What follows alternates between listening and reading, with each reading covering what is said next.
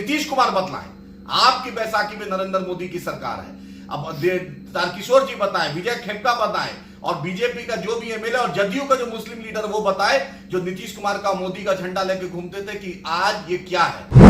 राज सिंह जो है उम्र की इतनी दहलीज पर पहुंच गए हैं कि उनका मानसिक संतुलन खो गया। हम लोग नागपुर को नहीं मानने वाले हैं। अभी तो आप 2014 के बाद हाफ पैंट से फुल पैंट आए हैं, तो अभी टाइम लगेगा ग्रो होने में, अभी दिमाग को मजबूत होने में टाइम लगेगा। बादाम खाइए। गिरिराज जी और लालू जी में पुराना संबंध रहा है कि जाओ सीमांचल में डराओ और मुस्लिम को डराओ तो मुझे फायदा मिलेगा, और नॉन मुस्लिम को डराओ तो मुझे फायदा मिलेगा। दोस्तों, आपने देखा गिरिराज सिंह का बयान, तो गिरिराज सिंह जो है उम्र की इतनी दहलीज पर पहुंच गए हैं कि उनका मानसिक संतुलन खो बैठा है। आप ही बोलिए, उन्होंने कह रहे हैं कि सीमांचल में शरीयत कानून चलता है। उस मेंटल साहब को बतला दीजिए कि सीमांचली से दिलीप जायसवाल साहब जो बीजेपी के प्रदेश अध्यक्ष है, वो सीमांचली से आते हैं, और सीमांचल के रेवेन्यू मिनिस्टर भी बिहार सरकार में है, और लगातार सीमांचल के लोगों ने उनको जिताया है।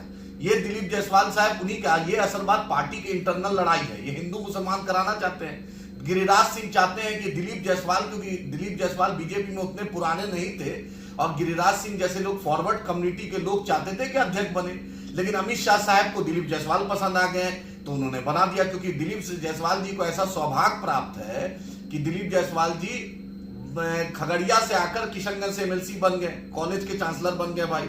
उसके बाद उन्होंने ये एमएलसी बन गए हैं, तो लगता है कि एक आदमी कैसे एमएलसी बन गया। और मुझे कहीं ना कहीं लालू प्रसाद यादव जी की भी तरफ से ये एक इशारा हो सकता है, क्योंकि गिरिराज जी और लालू जी में पुराना संबंध रहा है कि जाओ सीमांचल में डराओ और मुस्लिम को डराओ तो मुझे फायदा मिलेगा, और नॉन मुस्लिम को डराओ तो मुझे फायदा मिलेगा। दोनों में एक अंडरस्टैंडिंग हो सकती है। तो गिरिराज सिंह सीमांचल ही नहीं, पूरे भारत में बाबा साहेब अम्बेडकर का संविधान चलता है। मानते हैं बाबा साहेब अम्बेडकर के संविधान को आपके नजर में क्या हो सकता है, लेकिन हम लोग मानने वाले, हम लोग बाबा साहेब अम्बेडकर को मानने वाले, हम लोग संविधान को मानने वाले, हम लोग नागपुर को नहीं मानने वाले। अभी तो आप 2014 के बाद हाफ पैंट से फुल पैंट आए हैं, तो अभी टाइम लगेगा ग्रो होने में, अभी दिमाग को मजबूत होने में टाइम लगेगा। बादाम खाइए। आइए, सीमांचल में अनानास की खेती होती है, केला की खेती होती है, आइए खिलाइए, बेहतरीन चाय पिलाएंगे। सीमांचल में बेहतरीन चाय हो रही है।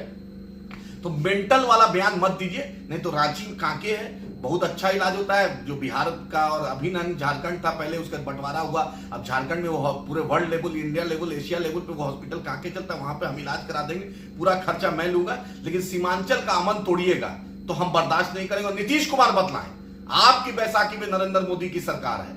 अब तारकिशोर जी बताएं, विजय खेमका बताएं, और बीजेपी का जो भी एमएलए और जदयू का जो मुस्लिम लीडर वो बताए, जो नीतीश कुमार का मोदी का झंडा लेके घूमते थे, कि आज ये क्या है।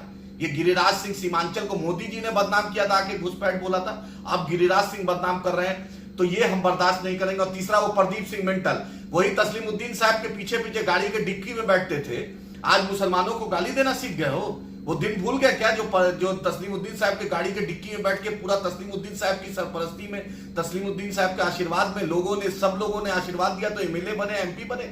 आज अपनी मिट्टी के लोगों को गाली दे रहे हो, शर्म नहीं आती। और सिर्फ एमपी एमएलए बनना है, क्योंकि इस फ्रस्ट्रेशन में ये भी प्रदीप सिंह भी है, लगातार इसके जूनियर लोग मंत्री बन जाता है, ये मंत्री बना नहीं है। तो ये सब फ्रस्ट्रेशन का है।